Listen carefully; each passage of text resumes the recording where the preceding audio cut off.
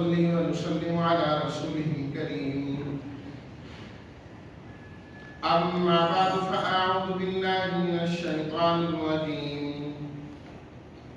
بسم الله الرحمن الرحيم.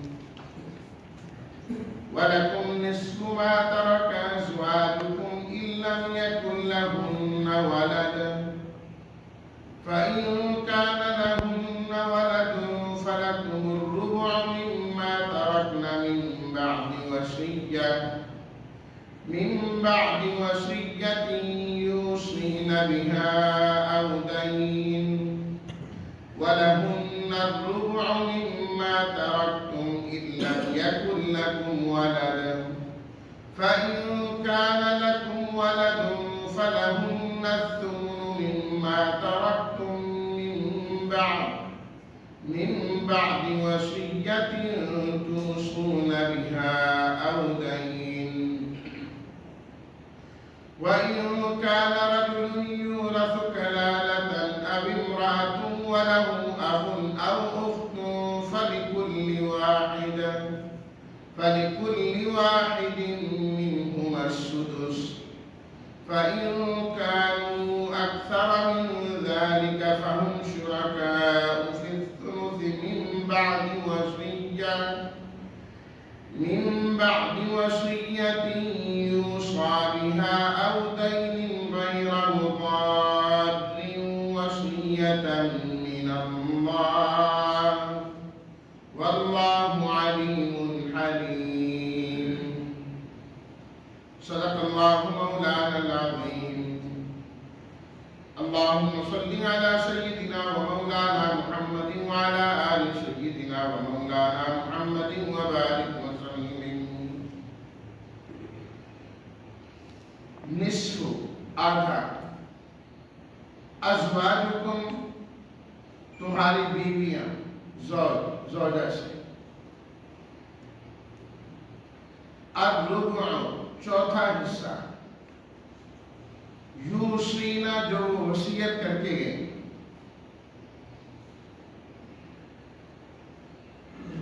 فلہن الثمن، الثمن کہتے ہیں آٹھویں حصے.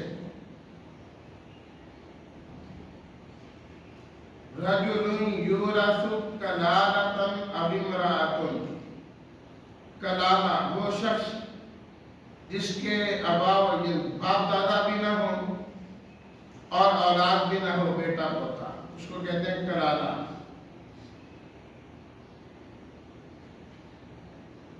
ترجمہ: وَلَكُمْ نِصْفُ مَا تَرَكَ أَزْوَاجُكُمْ، اور تمہیں آدھا ملے گا اس کا جو مال چھوڑا تمہاری بیویوں نے، اگر ان کی اولاد نہ ہو. بس اگر ہو ان کی اولاد تو تمہیں چوتھا حصہ ملے گا اس کا جو انہوں نے چھوڑا، بعد اس کے جو وصیت انہوں نے کی تھی یا قرض جو تھا. وَلَهُنَّ الرُّبُعُ مِمَّا تَرَكْتُمْ، اور ان بیویوں کو چوتھا حصہ ملے گا اس کا جو تم نے چھوڑا اگر تمہاری اولاد نہ ہو. فَإِن كَانَ لَكُمْ وَلَدٌ، پس اگر تمہاری اولاد ہو تو ان کو آٹھواں حصہ ملے گا اس کا جو تم نے چھوڑا، بعد اس وصیت کے جو تم نے کی یا قرض کے بعد. وَإِن كَانَ رَجُلٌ يُورَثُ كَلَالَةً، اور اگر ہو ایک آدمی ایسا جس کی وراثت تقسیم ہونی ہے، کلالہ یا ایک عورت کلالہ ہو اور اس کا بھائی یا بہن موجود ہو، تو ان میں سے ہر ایک کو چھٹا حصہ ملے گا. بس اگر وہ اس سے زیادہ ہوں تو وہ شریک ہوں گے تہائی میں، بعد اس وصیت کے جو کی گئی اس مال کے متعلق یا بعد قرض کے. نہ ضرر پہنچایا جائے کسی کو، یہ تاکیدی حکم ہے اللہ کی جانب سے، اور اللہ تعالیٰ علم والے بردبار حلیم ہے.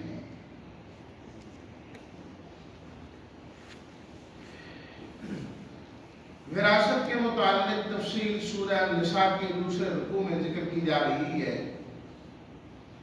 سب سے پہلے اولاد کے متعلق ذکر کیا گیا، اس کے بعد ماں اور باپ کے متعلق، والدین کے متعلق وراثت کی تقسیم کی تفصیل بیان فرمائی گئی۔ تیسرے نمبر پر اللہ رب العزت نے خاوند اور بیوی کی وراثت کی تفصیل بیان فرمائی، کیونکہ نکاح بھی وراثت کا سبب ہوتا ہے۔ نکاح کی وجہ سے خاوند بیوی دونوں ایک ہو جایا کرتے ہیں، جبکہ اس سے پہلے تو دونوں عام طور پر الگ الگ ہیں، بس اوقات خاندان بھی الگ ہوتے ہیں، کبھی ملک بھی الگ ہوتے ہیں، زبانیں بھی الگ ہوتی ہیں، لیکن نکاح ایسی چیز ہے کہ ان دونوں کو آپس میں یکجا کر کے ایک بنا دیتا ہے۔ اب وہ اس خاندان کے فرد ہو جاتے ہیں، بیوی آ کے فرد بن جاتی ہے۔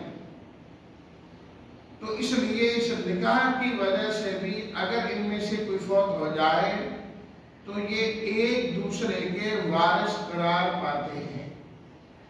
پھر خاوند بیوی میں سے اللہ تعالیٰ نے جو خاوند کا حصہ ہے اس کا پہلے بیان کیا، کیونکہ احتمال تھا کہ عورت تو دوسرے خاندان کی ہے، دوسری جگہ سے آئی ہے، ان کا کوئی آپس میں رشتہ تو نہیں بنتا تھا خونی اعتبار سے، نسبی اعتبار سے، تو نکاح کی وجہ سے ایک تھے، نکاح ختم ہوا، تعلق ختم ہو گیا۔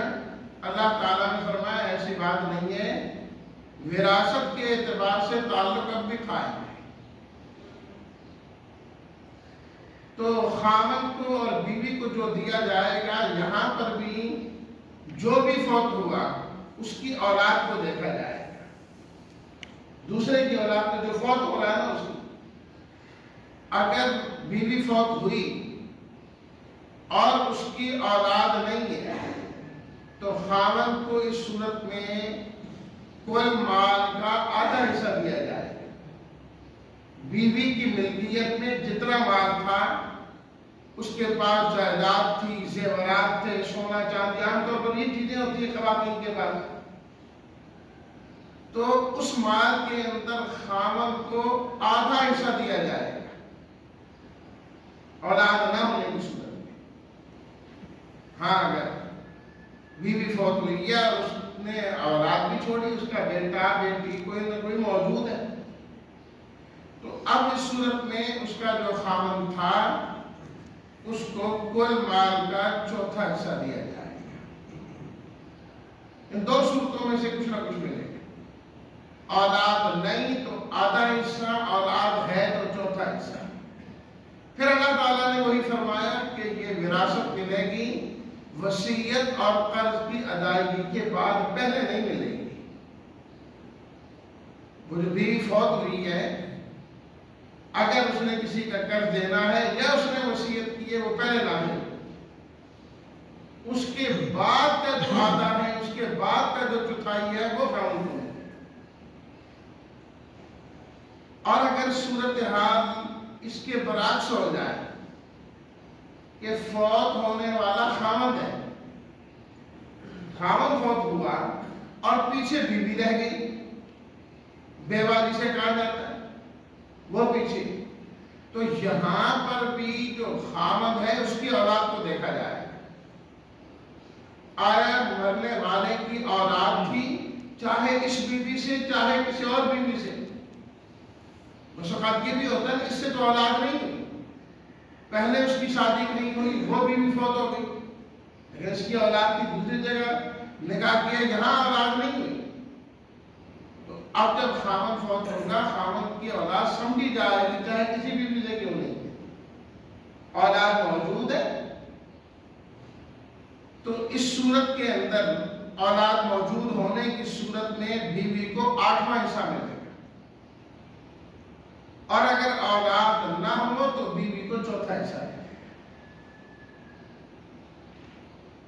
یہاں پر دوبارہ اللہ تعالیٰ نے فرمایا کہ بیوی کو بھی جو دینا ہے نا، چوتھا حصہ یا 8واں حصہ، یہ بھی وصیت اور قرض کی ادائیگی کے بعد ہی ہوگا۔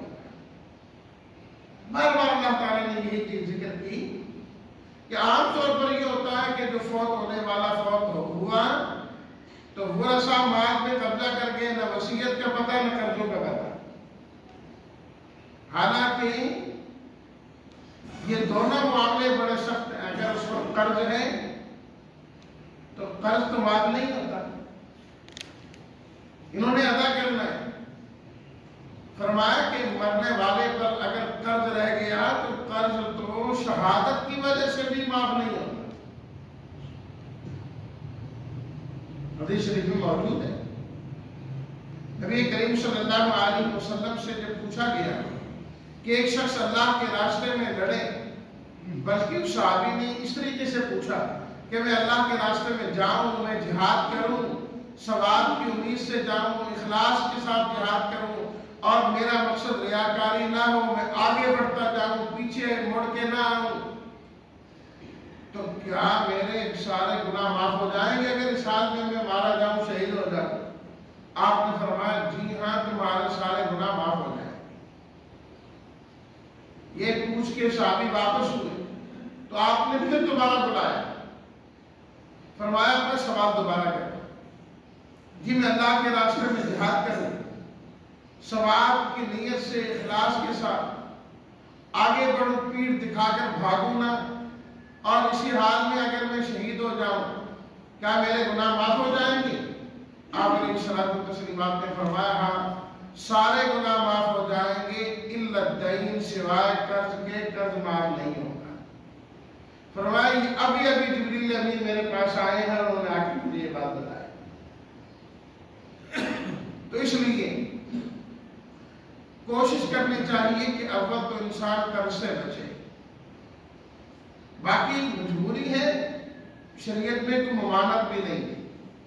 ضرورت کے لیے خواہ مخواہ نہ لیا جائے, ضرورت کی وجہ سے لیا جا سکتا ہے, لیکن باقاعدہ اس کو تحریر بھی کر دیں اور اگر ممکن ہو تو کسی ایک دو آدمیوں کو بتلا بھی دیں, تاکہ اگر اس کی موت اچانک واقع ہو جائے تو ثبوت پیچھے ہونا چاہیے, وارث مجبور ہو جائیں اس بات پر کہ پہلے قرض جائے گا, یہ مال آپ کو بعد میں ملے گا. اس وقت کہیں گے نہیں ثبوت کوئی نہیں ہے, یہ نہیں ہے, وہ نہیں ہے, وہ بھی ہزاروں ہیلے اور بہانے کرتے ہیں. اعلان تو تقریباً ہر ایک ہی کرا دیتا ہے, جنازے کا کوئی لین دین ہو تو ہم سے رابطہ کر لیا جائے, دینے کے لیے کوئی بھی تیار نہیں.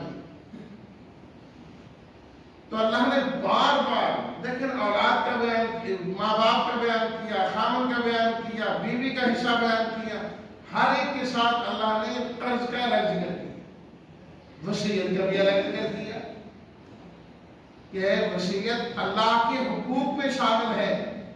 مرنے والے کی جانب سے حقوق اللہ کا بھی خیال کیا جائے, حقوق العباد کا بھی خیال کیا جائے. بعد میں آخر وَإِنْ كَانَ رَجُلٌ يُورَثُ كَلَالَةً, اس کے بعد اللہ تعالیٰ نے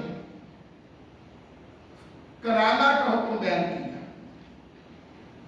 کہ ایک شخص مرد ہو یا عورت ہو فوت ہوئے اور ان کے ماں باپ میں سے بھی کوئی زندہ نہیں, پیچھے ذکر آیا نا ماں باپ کی ہے, اولاد میں سے بھی کوئی نہیں, نہ بیٹا ہے, نہ بیٹی ہے, نہ پوتا ہے, کوئی موجود نہیں, پوتا پوتے بھی موجود نہیں. تو ایسے شخص کو مرد ہو یا عورت ہو عربی زبان میں کلالہ کہا جاتا ہے, کیونکہ اصل مستحق تو وراثت کے یہی ہوتے ہیں, وراثت ان کے پاس ہی جاتی ہے. تو اللہ رب العزت نے فرمایا کہ ایسی صورت میں اس کے بہن بھائیوں کو دیکھا جائے. اب وراثت تیسرے نمبر پر ادھر منتقل ہو جائے. سب سے پہلے وراثت جاتی ہے اولاد کی جانب, ماں باپ کی جانب, نہ ہو تو پھر بہن بھائیوں کی طرف چلی جاتی ہے. فرمایا کہ اگر بہن بھائی موجود ہوں تو ایک ہوگا, صرف ایک بھائی موجود ہے, صرف ایک بہن موجود ہے کلالہ کی, تو ان کو چھٹا حصہ ملے گا, صرف ایک. یہاں یہ بات یاد رکھیے, اور پہلے بھی یہ میں عرض کر چکا ہوں کہ جو بہن بھائی ہوتے ہیں یہ تین طرح کے ہوتے ہیں. ماں باپ دونوں کا ایک ہی ہے, باپ ایک ہے مائیں الگ ہیں، یا مائیں الگ ہیں باپ ایک ہے؟ عینی، اللاتی اور اخیافی۔ یہاں جو اللہ تعالیٰ نے بہن بھائیوں کا حصہ بیان کیا نا، اس سے مراد وہ بہن بھائی ہیں جو ماں شریک ہے۔ ماں تو ایک ہے لیکن باپ الگ الگ ہے۔ ایک عورت کی شادی ایک جگہ ہوئی، وہاں سے اولاد، وہ خاوند فوت ہو گیا یا اس نے طلاق دے دی، کوئی مسئلہ ہو گیا، اس کے بعد اس عورت کی کسی اور جگہ شادی ہو گئی، وہاں سے پھر اس کی اولاد ہوئی، تو اب پہلی اولاد جو پہلے خاوند سے تھی اور اب دوسرے خاوند سے بعد میں ہوئی، یہ آپس میں اخیافی بہن بھائی کہلائے۔ ماں تو ایک ہے لیکن باپ الگ ہے۔ ان کا حکم اللہ تعالیٰ نے یہاں پر بیان کیا۔ اور جو عینی بہن بھائی ہیں یا اللاتی، ماں باپ دونوں کا ایک ہے یا باپ کا مضمون دونوں کا ایک ہی ہے، ان کی وراثت کا حکم اللہ نے سورہ النساء کی بالکل آخری آیت میں جا کے بیان کرنا ہے۔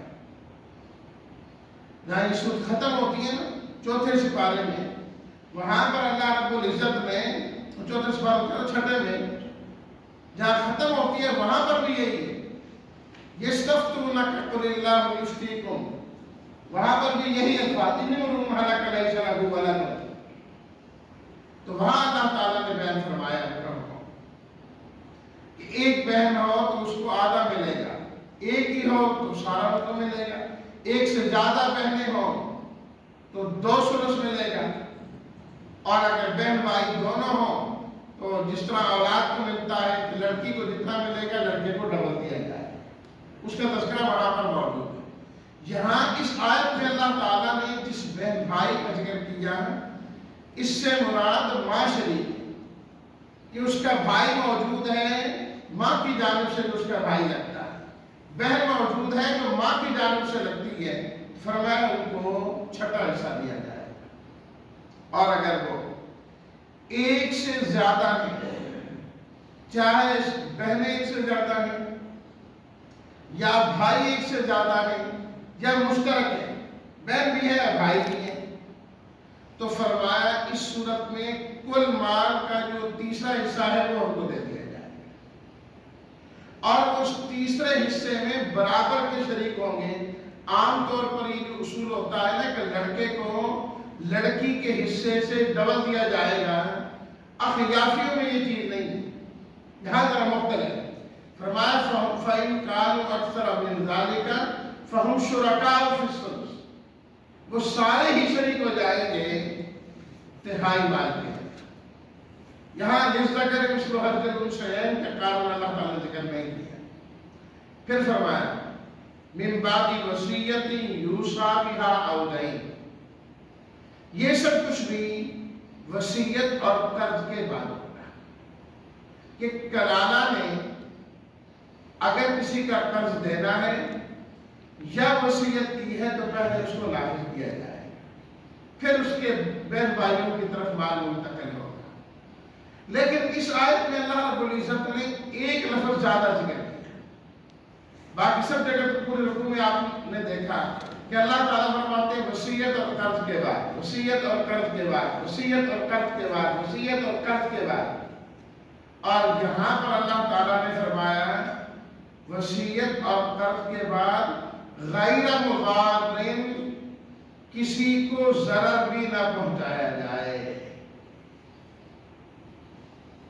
نقصان بھی نہ دیا جائے، کہ مرنے والے کو چاہیے کہ جب اللہ تعالیٰ نے اس کے قرض کا بھی خیال کیا، اللہ تعالیٰ نے اس کی وراثت جو ہے، وہ وصیت جو ہے، اس کو بھی معتبر سمجھا کہ تہائی مال کے اندر وہ وصیت کر سکتا ہے، شرائط میں پہلے ذکر کر چکا ہوں وصیت کے متعلق۔ تو اب مرنے والے کو بھی چاہیے کہ اپنے وارثوں کو خواہ نقصان پہنچانے کی کوشش وہ بھی نہ کرے۔ جب اللہ کی طرف سے پہلے خیال کیا جا رہا ہے تو اب اس انسان کو چاہیے کہ یہ بھی کسی کو نقصان نہ پہنچائے۔ کیا مطلب؟ خواہ مرنے سے پہلے کہتا ہے وہ جو فلاں بندہ ہے نا، اس کا میرے اوپر قرض ہے، میں نے 5 لاکھ روپے اس کا دینا ہے، مرنے کے بعد اس کو دے دینا۔ حالانکہ کنزر پہ بھی نہیں. تو یہ خام خواہ کیا کر رہا ہے؟ اپنے وارثوں کو ضرر پہنچا رہا ہے، نقصان دے رہا ہے. تو اللہ تعالیٰ نے فرمایا کہ یہ بات بھی ٹھیک نہیں، یہ بات بھی درست ہے. یہ اسی طریقے سے اس کے جو وارث بنتے ہیں، بہن بھائی یا کوئی بھی، تو کسی ایک کے لیے وصیت کر رہا ہے کہ یہ چیز ہے نا، میرے مرنے کے بعد فلاں کو دے دینی ہے، مکان فلاں کو ہی دینا.